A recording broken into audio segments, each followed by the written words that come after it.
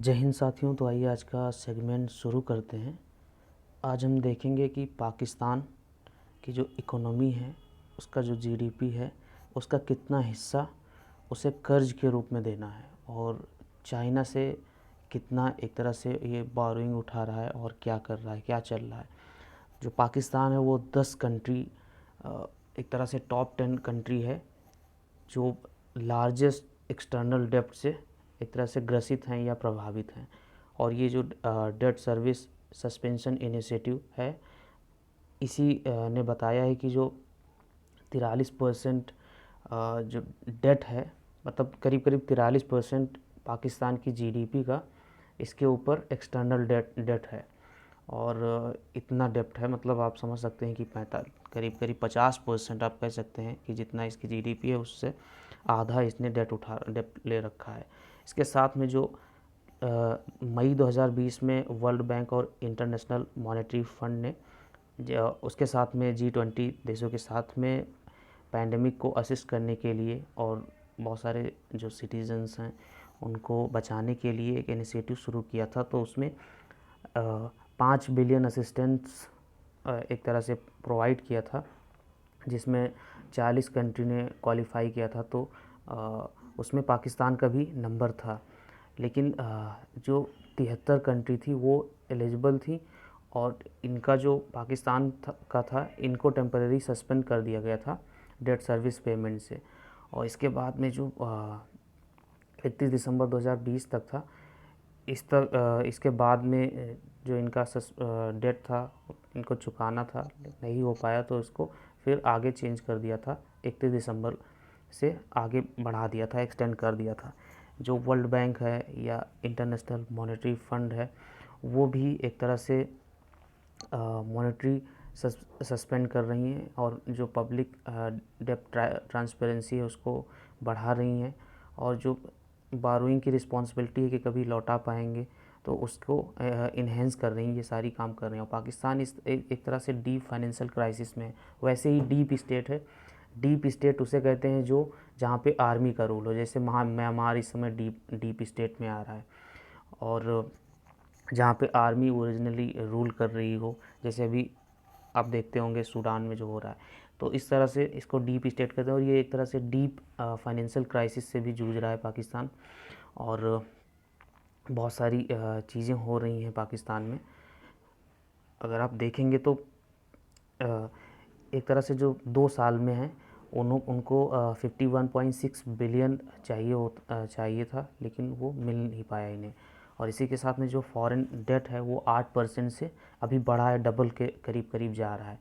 दुनिया भर की इन्फ्लेशन है, महंगाई है। आप देखते हैं यहाँ पेट्रोल इंडिया और पाकिस्तान का तो कंपेयर नहीं किया जा सकता, लेकिन पाकिस्तान की जो लोकेशन है, जो जियो पॉलिटिक्स है पाकिस्तान की, वो बहुत एक तरह से सही है। वो पाइप के द्वारा भी पेट्रोलियम ले सकता है, तो उसका जो लॉजिस्टिक सपोर्ट है वो बच सकता है। लेकिन पाकिस्तान डीप स्टेट की वजह से कभी सही से चला ही नहीं।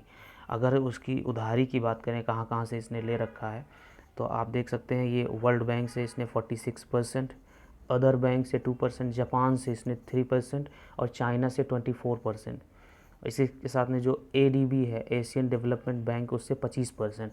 तो आप देख सकते हैं और चाइना का कितना इन्फ्लुएंस बढ़ता जा रहा है। चाइना का जो डेट ट्रैप डिप्लोमेसी होती है उसके तहत कि सामने वाले को उधार दो और इतना उधार दे दो कि उसका ब्याज ही ना चुकता कर पाए, और फिर उसकी कोई जैसे श्रीलंका का हम्बनटोटा 100 साल के लिए, 99 साल के लिए लीज पर ले रखा है, तो ऐसे ही उसका एक शहर या एक पोर्ट या एक कोई भी एक, जैसे चाइना क्या कर रहा है, पाकिस्तान को फंसा ही रहा है।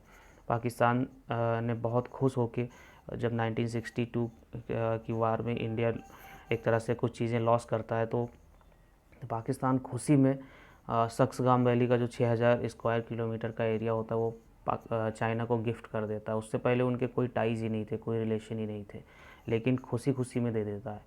और इसके बाद में कश्मीर में जो चाइना का बहुत सारे चाइना के हथियार, बहुत सारे जो चाइना के एक तरह से इक्विपमेंट होते हैं वो सारा यूज़ करता है इंडिया के अगेंस्ट। और इस तरह से, और जो CPEC है, चाइना पाकिस्तान इकोनॉमिक कॉरिडोर है, वो भी POK से होके गुजर रही है। और ये चाइना की बहुत एक तरह से चाइना का बड़ा प्रोजेक्ट है। तो इसी के ज़रिए डेट ट्रैप में पाकिस्तान को फंसाना चाहता है चाइना, और चाइना एक तरह से यूज़ कर रहा है इसको, और ये अपने आप को यूज़ करवा रहा है आराम से, क्योंकि ये अपने आप को इस्लामिक दुनिया का ऐसे मानते हैं जैसे टर्की, जैसे सऊदी अरेबिया, कि हम इस्लाम को आगे करेंगे, ये करेंगे, वो करेंगे। लेकिन अगर देखें तो यहीं पर जिनजियांग प्रोविंस है और यहाँ पर उइगर मुस्लिम्स हैं, उनके ऊपर पाकिस्तान चाइना को कुछ बोलता ही नहीं है। यहाँ पर कंसंट्रेशन कैंप हैं, 6-6 लाख 7-7 लाख मुस्लिमों को जबरन उस कैंप में रखा जाता है, उनको टॉर्चर किया जाता है, उनको एक तरह से जो वो रिलीजियस प्रैक्टिस करते हैं उससे रोका जाता है, नाम टाइटल कुछ नहीं दिया जाता है। तो वो सारी वर्ल्ड मीडिया भी उसको कवर करती है, और यहाँ के इंडिया के जो लीडर हैं वो भी बताते हैं, वो चाहे माइनॉरिटी के लीडर हों या मेजॉरिटी के लीडर हों, सारे के सारे खुल के बताते हैं कि ऐसा है, ऐसा वहाँ हो रहा है, और पाकिस्तान इसको समझे और अपने आप को मिसयूज़ ना होने दे।